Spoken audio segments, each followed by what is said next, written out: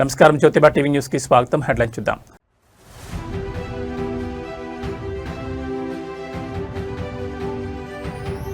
మూడు కీలక బిల్లులపై లోక్సభలో సాయంత్రం ఓటింగ్. ఆమోదంపై సర్వత్రా నెలకొన్న ఉత్కంఠ.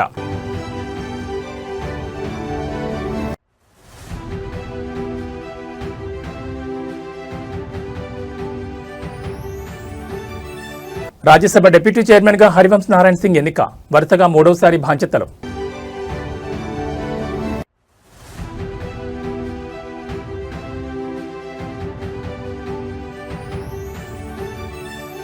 నేడు ఎన్టీఆర్ భవన్ కు సీఎం చంద్రబాబు. నూతన కమిటీలకు దిశానిర్దేశం.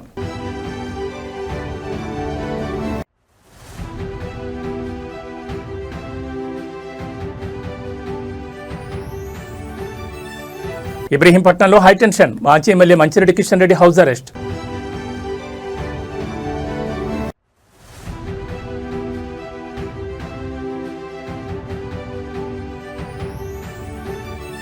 మేడిపల్లిలో బీఆర్ఎస్ సభ అడ్డుకింత. సవాళ్లు అరెస్టులతో వేడెక్కిన రాజకీయం. ఇక డీటెయిల్స్ చూస్తే దేశ చరిత్రలో శుక్రవారం బిగ్ డేగా నిలవనుంది. పార్లమెంట్లో మహిళా రిజర్వేషన్ డీలిమిటేషన్ బిల్లుల ఆమోదంపై ఉన్న ఉత్కంఠకు ఇవాళ తెరపడనుంది. ఇవాళ రెండో రోజు లోక్సభలో మహిళా రిజర్వేషన్ డీలిమిటేషన్ బిల్లులపై చర్చ కొనసాగనుంది. సాయంత్రం 4 గంటలకు బిల్లులపై లోక్సభలో ఓటింగ్ ప్రక్రియ మొదలు కానుంది. నారీ శక్తి పేరుతో కేంద్రం తీసుకొచ్చిన రాజ్యాంగ సవరణ బిల్లు నిజంగా మహిళల సాధికారత దిశగా అడుగుపడుతోందా లేదా అన్న ప్రశ్నలకు సమాధానం కొన్ని గంటల్లో తేలనుంది. ఇది సాధారణ బిల్లు కాదు. రాజ్యాంగ సవరణ చేయాలి అంటే ఇక్కడ సింపుల్ మెజార్టీ సరిపోదు, స్పెషల్ మెజార్టీ కావాలి. అంటే హౌజ్లో ఉన్న మొత్తం సభ్యుల్లో మెజారిటీతో పాటు హాజరై ఓటు వేసిన వారిలో 2/3 వంతు మద్దతు కావాలి. లోక్సభ ఫుల్ స్ట్రెంగ్త్ 543, ప్రస్తుతం ఉన్న సభ్యులు 540. అందరూ హాజరైతే 360 ఓట్ల మద్దతు కావాలి. ప్రస్తుతం ఎన్డీఏ బలం 293, అంటే కనీసం 67 అదనపు ఓట్లు కావాలి. ఇక్కడే అసలు సమస్య. సాధారణ బిల్లుల విపక్షాన్ని పక్కన పెట్టి పాస్ చేయడం ఇక్కడ సాధ్యం కాదు. కానీ విపక్షాలన్నీ డీలిమిటేషన్ బిల్లును తీసుకొచ్చి కేంద్రం కుట్రగా పాల్పడిందని ఆరోపణ చేస్తున్నాయి. అందుకే ఎన్డీఏతర పార్టీలు ఎన్ని అధికార పక్షానికి మద్దతిస్తాయన్నది ఇక్కడ కీలకం. కొన్ని పార్టీలు నేరుగా సపోర్ట్ ఇవ్వకపోయినా గైర్హాజరైతే 2/3 టార్గెట్ కూడా తగ్గుతుంది. మరోవైపు విపక్షం కూడా ఇదే లెక్కపై గేమ్ ప్లే చేస్తోంది. ఏ ఒక్క సభ్యుడు గైర్హాజరు కాకుండా కాంగ్రెస్ విప్ జారీ చేసింది. అలాగే ఇండి కూటమిలో కీలకమైన టీఎంసీ, ఎస్పీ, డీఎంకే లాంటి పార్టీలు బిల్లును పూర్తిగా వ్యతిరేకిస్తున్నాయి. ఒకవేళ ఈ పార్టీలను కొందరు క్రాస్ ఓటింగ్ చేసినా వెంటనే తెలిసిపోతుంది. అందుకే విపక్షాలు తమ సభ్యులను డేగ కళ్ళతో కనిపెట్టి చూస్తున్నాయి. మరోవైపు బిల్లును అందరం కలిసి తీసుకొద్దామని ప్రధాని మోడీ విపక్ష సభ్యులకు పిలుపునిచ్చారు. బిల్లు క్రెడిట్ తనకే వద్దన్నారు. ఒకవేళ బిల్లు పాస్ అయితే దేశవ్యాప్తంగా మహిళలకు ఇది పెద్ద పొలిటికల్ మైలురాయి. ఒకవేళ వాయిదా పడితే మళ్లీ ఎప్పుడొస్తుందో చెప్పలేం. ఎందుకంటే ఇది సింపుల్ బిల్లు కాదు, పొలిటికల్ కన్సెన్స్ అవసరం ఉన్న బిల్లు. మొత్తానికి ఎవరి దగ్గర ఎంత బలం ఉందన్నది కాదు, ఎవరు ఎవరిని ఎలా హ్యాండిల్ చేస్తారో అన్నదే కీలకం. అందుకే శుక్రవారం సాయంత్రం 4 గంటలకు ఏమవుతుందన్న ఉత్కంఠ దేశవ్యాప్తంగా కనిపిస్తోంది.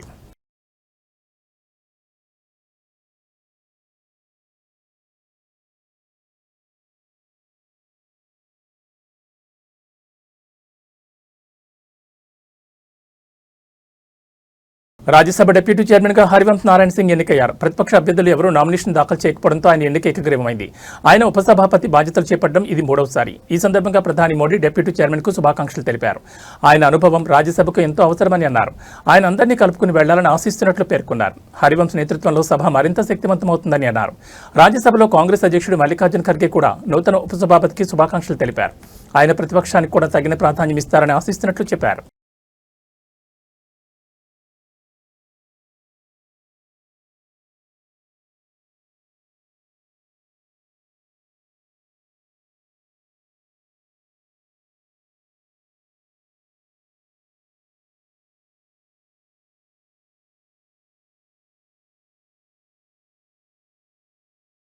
ఏపీ ముఖ్యమంత్రి మరియు తెలుగుదేశం పార్టీ జాతీయ అధ్యక్షుడు నారా చంద్రబాబు నాయుడు నేడు మంగళగిరిలోని పార్టీ కేంద్ర కార్యాలయానికి రానున్నారు. ఇటీవల పార్టీ రాష్ట్ర మరియు జాతీయ కమిటీలను నూతనంగా ప్రకటించిన నేపథ్యంలో ఆయన ఈ పర్యటన ఖరారైంది. కొత్తగా నియమితులైన రాష్ట్ర జాతీయ కమిటీల సభ్యులను ఆయన ఈ సందర్భంగా అభినందించనున్నారు. వారితో ప్రత్యేకంగా సమావేశమై రాబోయే రోజుల్లో పార్టీని మరింత బలోపేతం చేసేందుకు అనుసరించాల్సిన వ్యూహాలపై దిశానిర్దేశం చేయనున్నారు. పార్టీ బలోపేతం మరియు ప్రభుత్వ పథకాలను ప్రజల్లో తీసుకెళ్లే అంశాలపై పార్టీ శ్రేణులకు అవగాహన కల్పించేందుకు ఏర్పాటు చేసిన శిక్షణా తరగతులకు చంద్రబాబు హాజరు కానున్నారు. కార్యకర్తలు, నాయకులు సమన్వయంతో పనిచేస్తూ ప్రజల సమస్యల పరిష్కారమే ధ్యేయంగా ముందుకు సాగాలని ఆయన సూచించనున్నారు.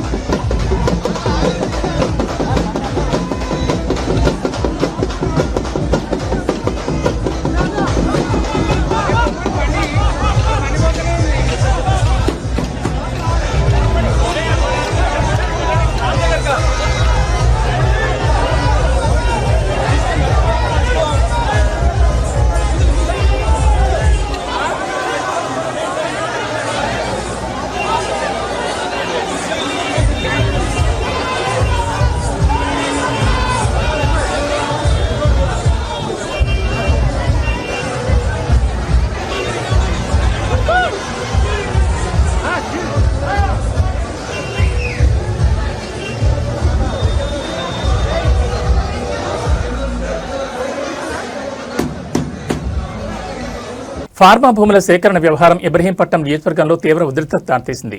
మేడిపల్లి పర్యటనకు వెళ్లేందుకు సిద్ధమైన మాజీ ఎమ్మెల్యే బీఆర్ఎస్ నేత మంచిరెడ్డి కిషన్ రెడ్డిని పోలీసులు ముందస్తుగా అడ్డుకుని హౌస్ అరెస్ట్ చేశారు. ఏసీపీ కేవీపీ రాజు నేతృత్వంలో పోలీసులు భారీగా మోహరించి బీఆర్ఎస్ పార్టీ కార్యాలయం నుంచి కిషన్ రెడ్డి బయటకు రాకుండా నిలువరించారు. ఫార్మా భూముల బాధితులను పరామర్శించేందుకు ఆయన మేడిపల్లి వెళ్తుండగా శాంతి భద్రతల సమస్య తలెత్తే అవకాశం ఉందని పోలీసులు ఈ నిర్ణయం తీసుకున్నారు. తమ నాయకుడిని అన్యాయంగా గృహ నిర్బంధం చేశారని తెలుసుకున్న బీఆర్ఎస్ కార్యకర్తలు పెద్ద ఎత్తున పార్టీ కార్యాలయానికి చేరుకున్నారు. పోలీసుల తీరుకు వ్యతిరేకంగా నినాదాలు చేయడంతో అక్కడ హైటెన్షన్ వాతావరణం నెలకొంది. కార్యకర్తలకు పోలీసులకు మధ్య స్వల్ప తోపులాట జరగడంతో పరిస్థితి ఉద్రిక్తంగా మారింది. ప్రజా సమస్యలపై పోరాడుతుంటే అరెస్టులు చేయడం ప్రజాస్వామ్య విరుద్ధమని మంచిరెడ్డి కిషన్ రెడ్డి మండిపడ్డారు. ఫార్మా భూముల కోసం రైతులపై ఒత్తిడి తెస్తున్న తీరును ఎండగట్టడానికి తాను వెళ్తున్నానని, దానికి పోలీసులు ఎందుకు అడ్డుకుంటున్నారని ఆయన ప్రశ్నించారు. నియోజకవర్గంలో ఎలాంటి అవాంఛనీయ సంఘటనలు జరగకుండా పోలీసులు ఇబ్రహీంపట్నం వ్యాప్తంగా పహారా కాస్తున్నారు. ప్రభుత్వం ఎన్ని అడ్డంకులు సృష్టించినా రైతుల పక్షాన తమ పోరాటం ఆగదని, ఫార్మా భూముల సేకరణపై వెనక్కి తగ్గే ప్రసక్తే లేదని మంచిరెడ్డి కిషన్ రెడ్డి ఈ సందర్భంగా స్పష్టం చేశారు.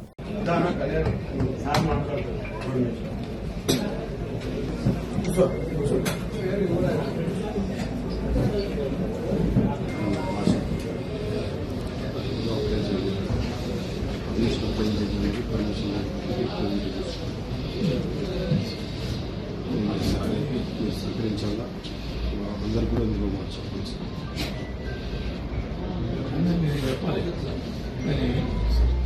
మీరు ఆయనకి ఏం చెప్తున్నారు చెప్పండి. సార్ నేను చెప్పాను, మీరందరూ మీ డిపార్ట్మెంట్ వాళ్ళు కంట్రోల్ చేయాలంటే బోత్ సైడ్. మరి అది లేనప్పుడు వన్ సైడ్ ఏంటి, అది టోటల్ మెసేజ్లు పెట్టడం, వాళ్ళు పెట్టడం, ఇవి పెట్టడం, ఇవన్నీ చేస్తున్నారు. వాళ్ళ మీద కేసు లేక చేయాలండి. వాళ్ళ మీద ఎక్కడ కేసు లేకపోతే కేసు ఏంటా ఒక్కటి ఎక్కడ మా మీద 7గురికి ఇప్పటి వరకు 7గురికి చేశారు. 7గురు కేసు పెట్టి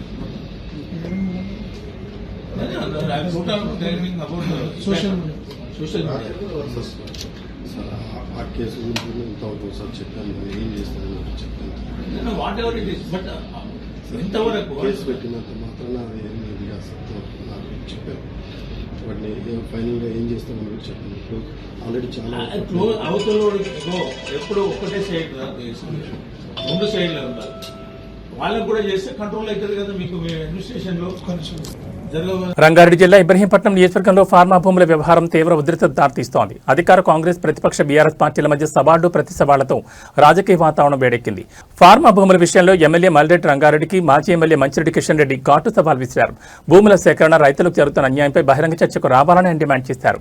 అయితే ఈ చర్చను అడ్డుకోవడానికి మల్రెడ్డి రంగారెడ్డి పోలీసులను ప్రయోగించి బీఆర్ఎస్ నాయకులను ముందస్తు అరెస్టులు చేయిస్తున్నారని కిషన్ రెడ్డి మండిపడ్డారు.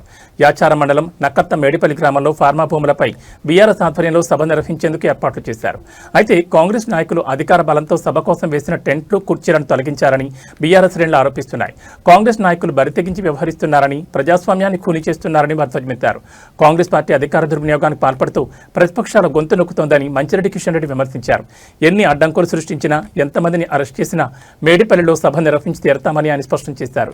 ఘర్షణ వాతావరణం నెలకొనడంతో యాచారం మండల వ్యాప్తంగా పోలీసులు భారీగా మోహరించారు. ఫార్మా భూముల సేకరణపై ప్రభుత్వ తీరును నిరసిస్తూ రైతుల పక్షాన పోరాటం కొనసాగిస్తామని మల్రెడ్డి రంగారెడ్డి తన అరాచకాలను ఆపుకోవాలని బీఆర్ఎస్ నేతలు హెచ్చరించారు. వీడియోలు తీసి గ్రూపులలో పెట్టవచ్చు. మేము వచ్చి నిలబడితేనే ఇష్యూ అయిందా? మేము వచ్చి నిలబడగానే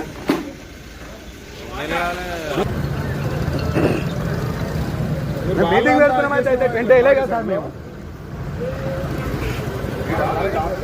మెసేజ్ పెట్టినా 7 రోజులు 5 రోజులు ఎవరు రావద్దని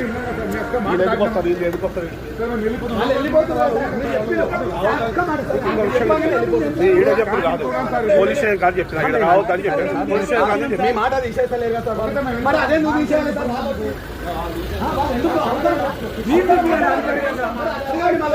మీరు అడగలేంటారు అది జీబీకి దించారు. మీకేమవసరం అన్న వీడియోలు పెట్టి మీరేమన్నా హైదరాబాద్ నగరంలోని ప్రముఖ విద్యా సంస్థ Hyderabad public school Ramanthapur branch వద్ద ఉద్రిక్తత చోటు చేసుకుంది. పాఠశాల యాజమాన్యం అడ్డగోలుగా పెంచిన ఫీజులను నిరసిస్తూ విద్యార్థుల తల్లిదండ్రులు భారీ ఎత్తున ఆందోళన చేపట్టారు. స్కూల్ గేట్ వద్దకు చేరుకున్న తల్లిదండ్రులు పెంచిన ఫీజులను వెంటనే తగ్గించాలని డిమాండ్ చేస్తూ నినాదాలు చేశారు. పాఠశాల ప్రిన్సిపల్ బయటకు వచ్చి తమకు సమాధానం చెప్పాలని డిమాండ్ చేస్తూ రోడ్డుపైనే బైఠాయించారు. దీంతో రామాంతపూర్ ప్రధాన రహదారిపై భారీగా వాహనాలు నిలిచిపోయి ట్రాఫిక్ అంతరాయం కలిగింది. సమాచారం అందుకున్న పోలీసులు అక్కడికి చేరుకుని ఆందోళనకారులను అడ్డుకున్నారు. రోడ్డుపై బైఠాయించిన తల్లిదండ్రులను చెదరగొట్టే ప్రయత్నం చేయడంతో పోలీసులకు తల్లిదండ్రులకు మధ్య తోపులాట జరిగింది. విద్యా సంస్థలు కేవలం లాభార్జన ధ్యేయంగా ఫీజులు పెంచడం వల్ల సామాన్య మధ్యతరగతి కుటుంబాలపై తీవ్ర భారం పడుతోందని ఈ సందర్భంగా తల్లిదండ్రులు ఆవేదన వ్యక్తం చేశారు.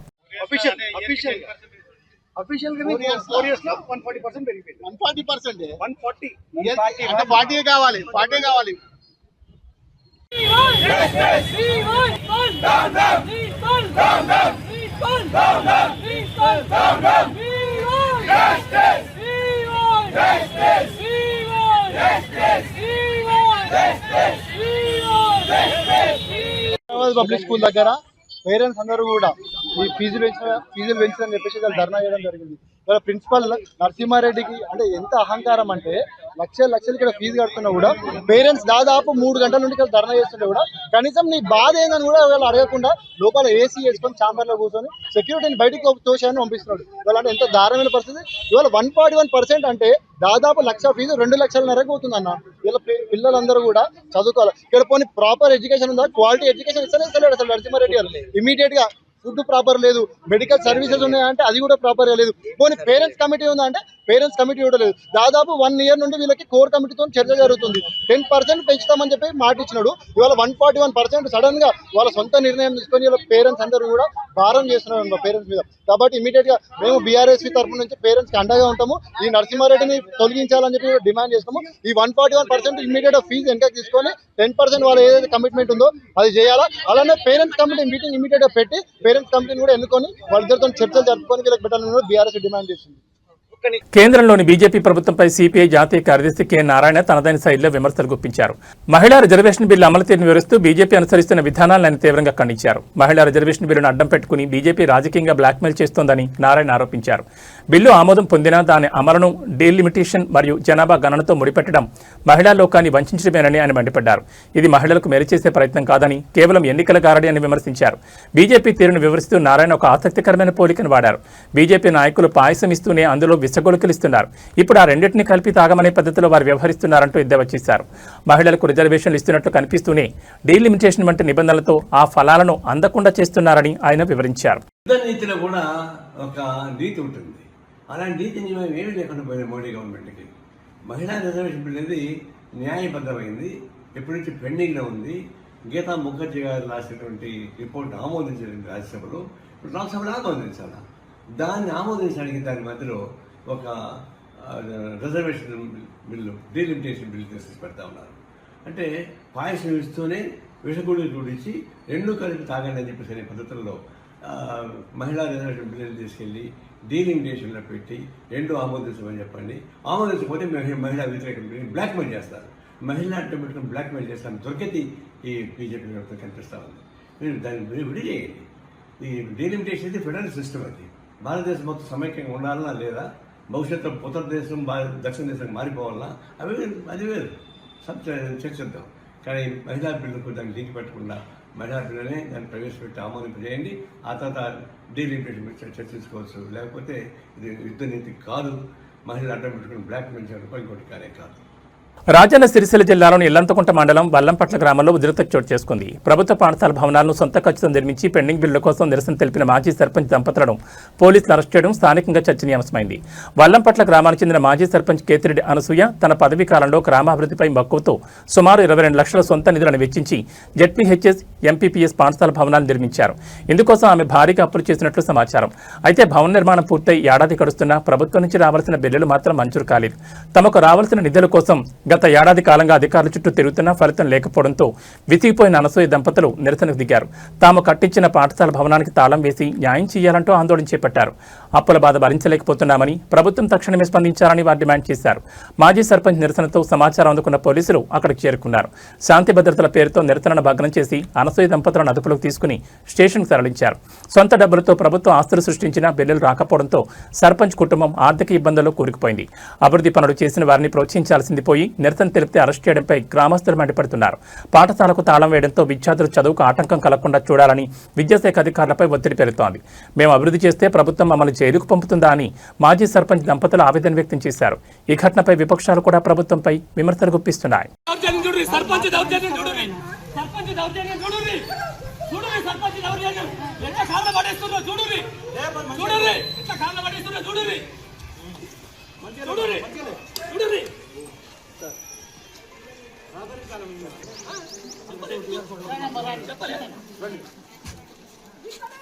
మర్యాద కొద్ది సహకరించాలి. రండి రండి కూర్చోండి.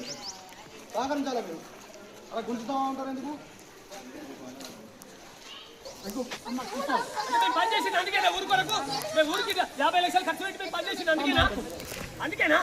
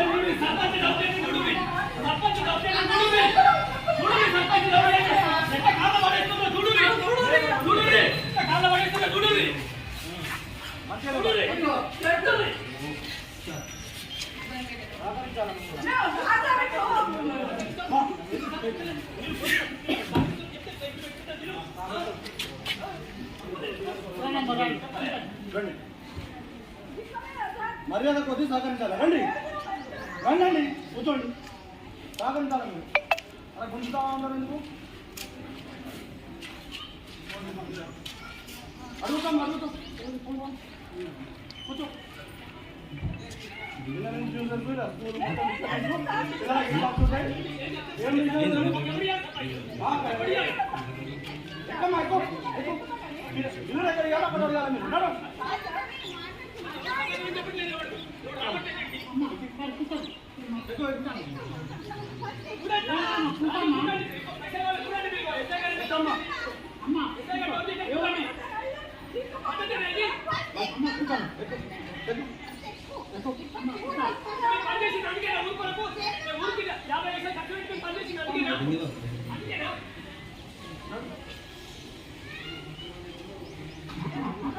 పార్వతీపురం మన్యం జిల్లాలో ఏనుగుల సంచారం మరోసారి స్థానిక ప్రజలను వణికిస్తోంది. పార్వతీపురం మండలం అడ్డాపుసేల పరిసర ప్రాంతాల్లో భారీ ఏనుగుల గుంపు ప్రత్యక్షం కావడంతో గ్రామస్తులు భయాందోళనకు గురవుతున్నారు.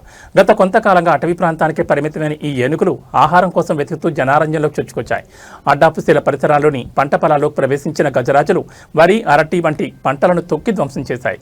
కళ్ల ముందే చేతికొచ్చిన పంట నాశనమవుతుండటంతో రైతులు కన్నీరు మున్నీరవుతున్నారు. ఏనుగుల గుంపు దాడిలో భారీగా ఆస్తి నష్టం సంభవించినట్లు సమాచారం. ఏనుగులు గ్రామాలకు సమీపంలోనే సంచరిస్తుండటంతో అడ్డాపుసేల మరియు సమీప గ్రామ ప్రజలు బయటకు రావాలంటేనే హడలిపోతున్నారు. ముఖ్యంగా రాత్రి వేళలో ఏనుగులు ఎటువైపు నుంచి వస్తాయోనని టార్చ్ లైట్లతో పహారా కాస్తున్నారు. పొలాల వద్దకు వెళ్లొద్దని అధికారులు హెచ్చరికలు జారీ చేశారు. భాగ్యనగరంలో మరోసారి మత్తు పదార్థాల ముఠా కుట్టురట్టయింది. కొండాపూర్ పరిధిలో డ్రగ్స్ విక్రయిస్తున్న ఇద్దరు వ్యక్తులను ఎక్సైజ్ ఎస్టీఎఫ్ పోలీసులు పక్కా సమాచారంతో అదుపులోకి తీసుకున్నారు. వికాస్ మరియు భరత్ చౌదరి అనే ఇద్దరు వ్యక్తులు ఇంటీరియర్ డిజైనింగ్ వృత్తిని ముసుగ్గా వాడుకుంటూ డ్రగ్స్ వ్యాపారం సాగిస్తున్నారు. వీరు విజయవాడకు చెందిన మురళి అనే వ్యక్తి నుంచి ఎండిఎంఏ సేకరిస్తున్నారు. విలాసవంతమైన కార్లలో తిరుగుతూ ఎవరికీ అనుమానం రాకుండా అవసరమైన వారికి గ్రాము 5,000 రూపాయల చొప్పున విక్రయిస్తున్నారు. కొండాపూర్లోని మాధవ హిల్ స్టేట్ వద్ద డ్రగ్స్ విక్రయించేందుకు ప్రయత్నిస్తుండగా ఎక్సైజ్ ఎస్టీఎఫ్ పోలీసులు వీరిని రెడ్ హ్యాండెడ్గా పట్టుకున్నారు. పట్టుకున్నారు. నిందితుల వద్ద నుంచి 6.09 గ్రాముల MDMA డ్రగ్స్ ను స్వాధీనం చేసుకున్నారు. డ్రగ్స్ విక్రయిస్తున్న వికాస్ భరత్ చౌదరితో పాటు వీరికి డ్రగ్స్ సరఫరా చేస్తున్న మురళిపై కూడా పోలీసులు కేసు నమోదు చేశారు. ఈ ముఠా వెనుక ఇంకా ఎవరెవరున్నారు, వీరు ఎవరెవరికి డ్రగ్స్ విక్రయించారు అనే కోణంలో పోలీసులు విచారణను వేగవంతం చేశారు. నగరంలో డ్రగ్స్ సంస్కృతిని నిర్మూలించేందుకు కఠిన చర్యలు తీసుకుంటామని, విక్రయించినా లేదా కొనుగోలు చేసినా కఠిన శిక్షలు తప్పవని అధికారులు హెచ్చరించారు.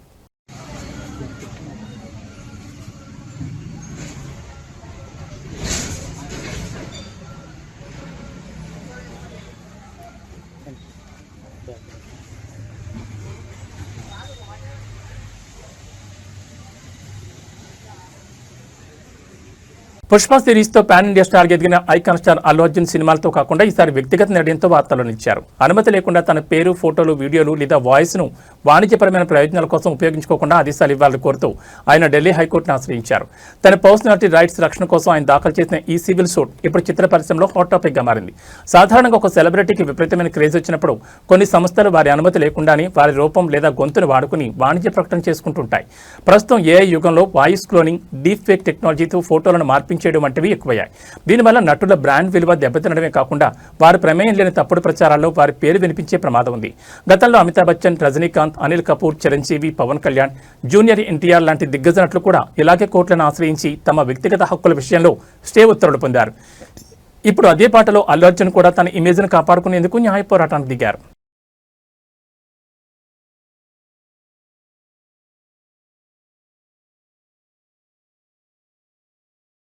ఇరాన్పై అమెరికా జరిపిన దాడుల అనంతరం అధ్యక్షుడు డొనాల్డ్ ట్రంప్ సంచలన వ్యాఖ్యలు చేశారు. ఇరాన్ ఒక అద్భుతమైన మరియు అందమైన దేశమని అభివర్ణిస్తూనే అక్కడ జరుగుతున్న అణ్వాయుధ ప్రయత్నాల వల్ల దాడులు చేయక తప్పలేదని ఆయన స్పష్టం చేశారు. ఇరాన్ ప్రజలు మరియు ఆ దేశ సంస్కృతి పట్ల నాకు గౌరవం ఉంది, కానీ ఆ దేశం అణ్వాయుధాల తయారీలో వేగం పెంచడం వల్ల ప్రపంచ శాంతికి ముప్పు ఏర్పడింది. ఆ ఘోరమైన పరిణామాన్ని అడ్డుకోవడానికే మేము ఈ కఠిన నిర్ణయం తీసుకోవాల్సి వచ్చిందని ట్రంప్ తన దాడులను సమర్థించుకున్నారు. ఒకవేళ ఇప్పుడు ఈ చర్యలు తీసుకోకపోతే భవిష్యత్తులో తీవ్ర నష్టం జరిగే ఉండేదని ఆయన అభిప్రాయపడ్డారు. ఈ దాడుల ఫలితంగా త్వరలోనే అద్భుతమైన ఫలితాలు చూడబోతున్నారని ట్రంప్ ధీమా వ్యక్తం చేశారు. ఇరాన్ ప్రస్తుతం తమతో ఒక ఒప్పందానికి సిద్ధంగా ఉందని ఆయన వెల్లడించారు.